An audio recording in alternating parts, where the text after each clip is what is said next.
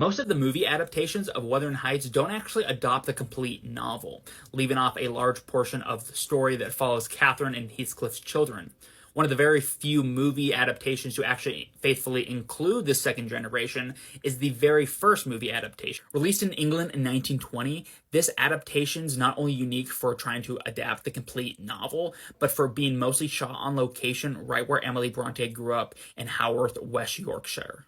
You can see in this photo the cast and crew arriving to film in Haworth, with the two lead actors here in the middle, Milton Rosner, who was a pretty big star at the time in England, and the newcomer making her film debut as the lead Charlotte, Colette Bertel, right here. Unfortunately, this silent film is lost. There are no complete prints known to exist in any archives, so much of the knowledge we have about this film and the production of it requires a lot of detective work. Luckily for us, in 2014, a 22-page production script, along with annotated notes from the director himself, was discovered.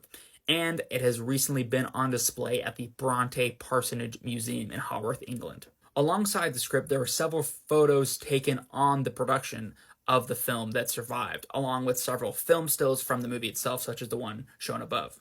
Add these materials to the already existing contemporary reviews of the time, and we can get a more solid picture of what the film was actually like. Take, for example, the role of Heathcliff as discussed in this Guardian review from August 7, 1920. Rosner's Heathcliff is violent, blustering, turbulently melodramatic. Just the kind of acting that Emily Bronte would have wanted for her Heathcliff.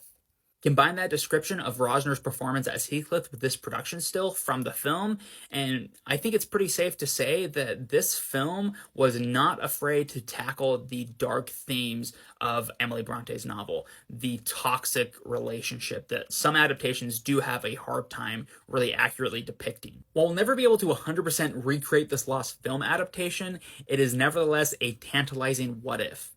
And if ever found, it would be a welcome addition to the many great and some not so great adaptations of the classic Emily Bronte novel. So for any Brits listening, make sure you go check your grandparents' and great-grandparents' attics to see if there's any snippets from this lost silent film still around.